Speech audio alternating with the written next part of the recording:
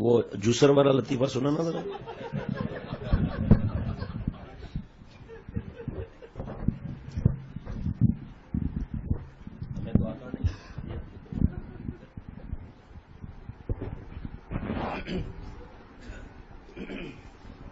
ایک خاتون،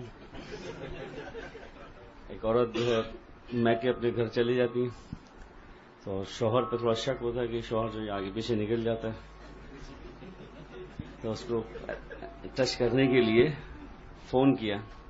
سنیے آپ کہاں پر ہیں؟ بولے بیگم میں گھر پہ ہوں. اچھا گھر پہ ہیں آپ؟ تو ذرا جوسر کی آواز تو سنائے ذرا. جوسر کی آواز آئی.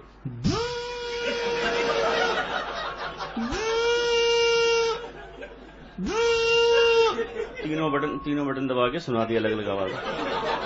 خوش کیا واقعی گھر میں. پھر دوسرے دن پھر فون کر دیا. کہاں پر ہے؟ گھر پہ ہوں. جوسر کی آواز سنانا. پھر نکالا جوسر.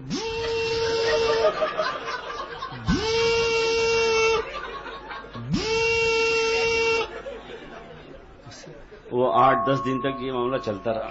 پھر اچانک بیوی جو ہے وہ گھر پر آ گئی. گھر پر دیکھا تو یہ صاحب گھر پہ تھے ہی نہیں. اب بچہ بیٹھا ہوا گھر میں اکیلا. کہ تیرے ابا کہاں ہے؟ بڑا پتہ نہیں کہاں. وہ تو روزانہ جوسر لے کے نکل جاتے ہیں باہر.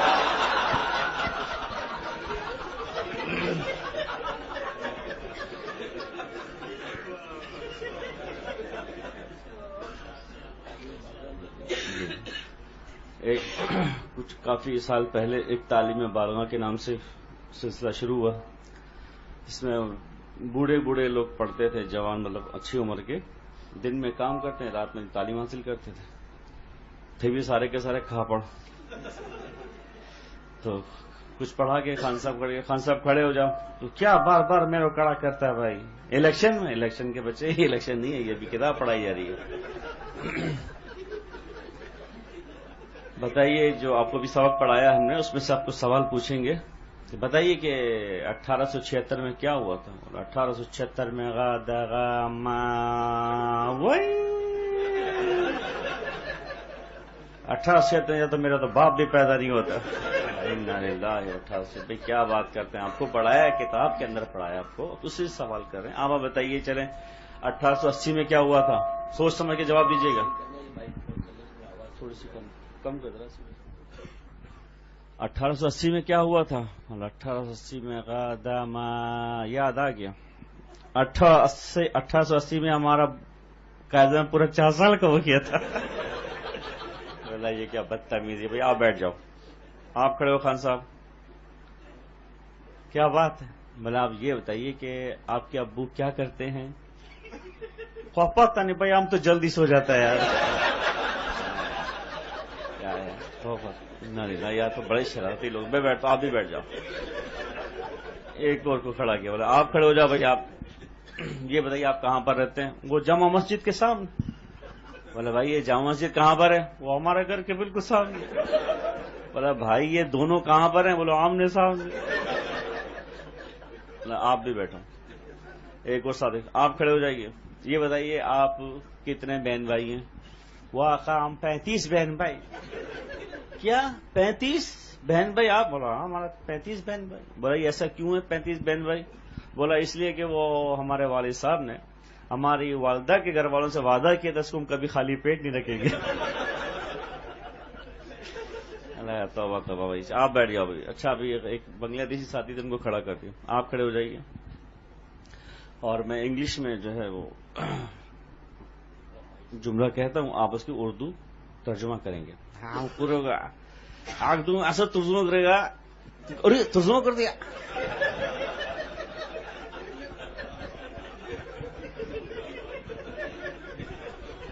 ایک دفعہ جو ہے ہمارے ایک ساتھی ہیں وہاں خانقاہ میں، وہ زینے سے سلپ ہو گئے تھے. سلپ ہو تو ان کی کمر میں کافی چوٹ آئی. ہاسپٹل میں ایڈمٹ تھے.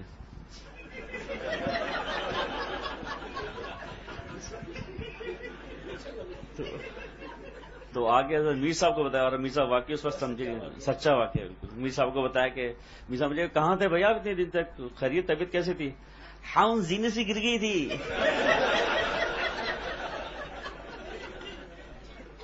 ہم جینے سے گر گئی تھی. ہم 1 مہینہ زنا میں رہی. وہ تو سارا ڈاکٹر سنے میں एकदम सारा उठना जुनून है। हम भी एक महीना जिना में पड़ा रहा। तो मीसा ने फरमाया कि भाई ये जिना क्या? जिना हॉस्पिटल। अच्छा जिना हॉस्पिटल। बोला हाँ वो जिना।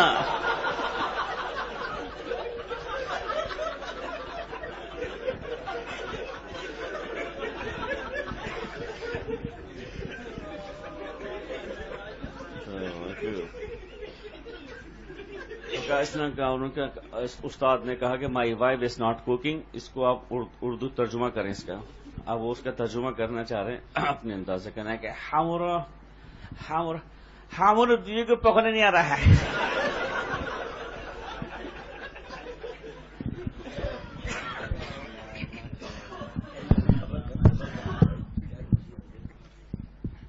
शेखुल अरब अजम आरिफ बिल्लाह हज़रत मौलाना शाह की मोहम्मद अख्तर साहब ने रहमतुल्लाह ने फरमाया कि हंसी जब मुबारक है जब गुनाह न किया जाए। फरमाया जब आदमी इस दौर में फिल्म से बचे, फेसबुक, यूट्यूब, गाने, डिस्को, फैशन, गैर शरई तकरीबात, तो दिल पर गम नहीं होगा। फरमाया ऐसा आदमी अगर नहीं हंसेगा कुछ अरसे के बाद मायूस होकर डिप्रेशन में चला जाएगा। एक हजरत मुजद्दिद रहमतुल्लाह अलैह से किसी ने पूछा, कोई मेमनी जबान में नकल करता है, कोई बलोची की नकल, कोई पंजाबी की, कोई बांग्लादेश वालों की नकल करता है, तो हजरत गुनाह नहीं मिलेगा। खास बात सुनना गौर से, अपनी अपनी नीयत सही कर लेनी चाहिए। फरमाया कि अगर किसी कौम की हिकारत है या किसी जबान से नफरत है और उनका मजाक उड़ाने के लिए अगर उसने नकल किया है तो उलमा फरमाते हैं सूए खात्मा का खतरा है कि मौत के वक्त कलमा याद नहीं दिलाया जाएगा। फरमाया हंसने के लिए कोई मना नहीं है, और चाहे जिसको खुश्क है, जिसको समझ में ना आए, किसी के पैर नहीं पकड़ना है। फरमाया अगर किसी कौम की हिकारत है और किसी जबान की हिकारत है तो सूए खात्मा का खतरा है। अल्लाह फरमाते वख्तिलाफ व अलसिनतिकुम व अलवानिकुम, जबान और रंग का फर्क अल्लाह ताला की पहचान है, अल्लाह की निशानी है, और ये निशानी पर लड़ रहा है। तो यानी कि मैं आपको बताऊं, मेरे अल्हम्दुलिल्लाह गवाह सैकड़ों है इस वक्त कि हजरत वाला के पास 15-20 मिनट की रोज मजलिस होती थी रात में। सैकड़ों लोग डिप्रेशन से, ब्लड प्रेशर वाले, पता नहीं क्या वो साइको, ये अच्छे हुए हैं। और जब यहां 10-15 मिनट की ऐसी मजलिस होती है तो घर जाते जाते कई मैसेज आ जाते हैं, खवातीन के भी और बाहर मुल्कों के मैसेज आ जाते हैं कि दिल नूर से भर गया, थकावट दूर हो गई, परेशानी दूर हो गई, डिप्रेशन टेंशन का नाम और निशान नहीं, फरत हो गई। आखिर जो दीन पर चलेगा सताया नहीं जाएगा, मजाक दाढ़ी का नहीं उड़ाया जाएगा, शरई पर्दे का मजाक नहीं उड़ाया जाएगा। ये हंसी एतदाल में लाती है। अल्लाह ताला मुझे और हम सबको दीन की समझ अता फरमाए। दीन की समझ नहीं तो कुछ भी नहीं है। भाई अल्लाह माफ फरमाए, आप जो यहां पाबंदी से आते हैं और जो सारा दिन भी कई महीने रहे, उनसे पूछे सुबह से फजर से अल्लाह के करम से जाके रात तक कि हर वक्त क्या हंसी मजाक चलती है क्या? थोड़ा ऐसे हंस लिए बस, फिर अभी जिक्र हो गया, दुआ हो गई, घर चले गए। इसके बाद फिर 11 बजे मजलिस अल्लाह के करम से, वो फिर यहां 2:30 बजे तक फिर मजलिसें रहती हैं। फिर इसके बाद मस्जिद हफ्सा अल्लाह पहुंचाते हैं अपनी रहमत से, वहां बयान होता है असर से मगरिब। फिर यहां पर इसमें थोड़ा बहुत कभी सुबह को कभी दोपहर को, जरूरी भी नहीं है। अभी पिछले दिनों यहीं की शायद बात है मेरे ख्याल में, कोई हंसी की बात, हाँ इस जुमेरात को ये जो अभी मैंने लतीफा सुना है जूम वाला, तो वो दिल में आया लेकिन बयान चल रहा था, और ऐसा नहीं है कि जबरदस्ती यही सुनाया ही, आया ही नहीं अल्हम्दुलिल्लाह अल्लाह के करम से। हालांकि 2-3 दफा ख्याल भी आया, लेकिन वो ये थोड़ी सोच कर आदमी लिख कर फिर बयान में कोई हजरत मुजद्दिद का एक बयान कोई ऐसा बता दो जिसमें हंसी की कोई बात ना हो कि हम लोग हजरत मुजद्दिद से आगे बढ़ गए। जो हदीस पाक में आता है कि 100 सदी में एक मुजद्दिद आता है। साहबा रिज़वानुल्लाह अलैहिम मजमईन के वाक़यात देखो, हंसते हंसाते थे। खुद हुजूर सल्लल्लाहु अलैहि वसल्लम ने मिजाज फरमाया कि तुम्हें ऊंट का बच्चा दूंगा। नबी सल्लल्लाहु अलैहि वसल्लम, मैं ऊंट के बच्चे को क्या करूंगा? आप फरमाया कि भाई जो ऊंट दूंगा वो भी तो ऊंट का बच्चा ही होगा ना। अब हंसे, क्या मुबारक मजलिस है, हमसे तो नकल भी नहीं हो सकती। चलो भाई जल्दी करके अब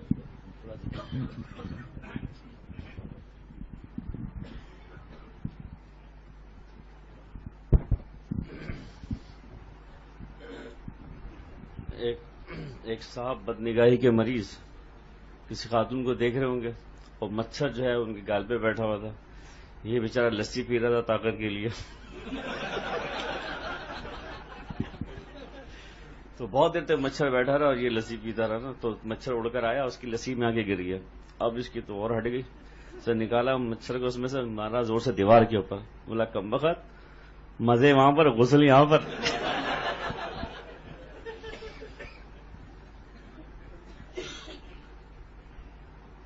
ایک حرام عشق میں جیسے یونیورسٹی وغیرہ میں درخت کے نیچے لڑکا لڑکی آ کے بیٹھے اور لڑکا لمبی لمبی چھوڑ رہا تھا اس کے ساتھ. مجھے تمہاری آنکھوں میں سارا جہاں نظر آ رہا ہے, یہ وہ فلاں. اب ایک آدمی بےچارا کتا کھو گیا تھا, وہ ڈھونڈتے ڈھونڈتے تھک گیا, اوپر جا کے درخت پہ بیٹھا ہوا تھا. وہ جب اس نے سنا کہ یہ کچھ سب کچھ نظر آ ہی رہا ہے, بولا یار میرا کتا بھی دیکھ لیا تیری میرا.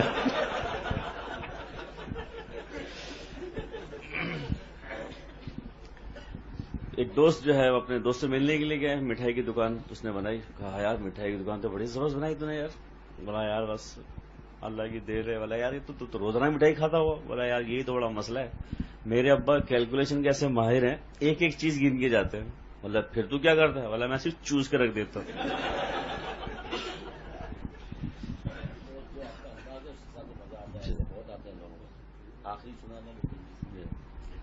تو ایک صاحب کا بہت ہی لمبا قد تھا, کافی لمبا قد, بڑے پریشان تھے اپنے قد سے. گھر میں آنے میں ویسے پریشانی, پھر کپڑوں کی پریشانی ان کو, اور پھر بہت سارے مسائل تھے. تو اس میں بڑا پریشان تھا. کسی نے مشورہ دیا بھائی کہ وہ بنجار میں بیٹھی ہوئی ہے, حیدرآباد دارالعلوم کون سی وہ ہے, پھلیلی پہ جاؤ, وہاں پہ بنجار میں بیٹھی ہوئی ہے, اس کو جا کے کہو کہ مجھ سے شادی کرے گی. اگر وہ کہ نہیں تو تیرا 1 فٹ قد جو ہے وہ کم ہو جائے گا. اچھا ہاں بالکل. اب 9 فٹ اس کا قد, بڑا پریشان تھا. وہ ڈھونڈا رکھا, بنجار میں بیٹھی ہوئی تھی. وہاں جا کے بولا کہ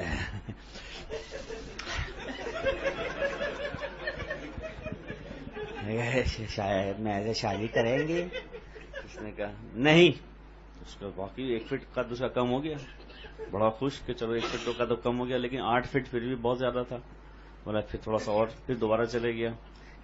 میں کہ شادی حضرت فرمائے.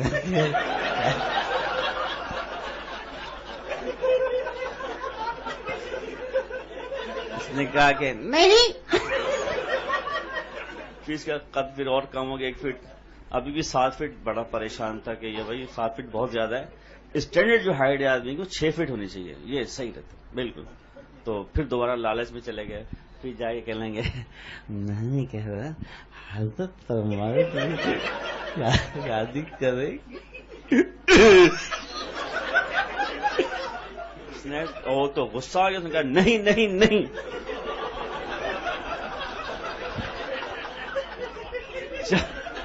4 فٹ کے گھر میں پہنچا. بیگم نے کہا اوے منہ کدھر ہے, چل باہر نکل.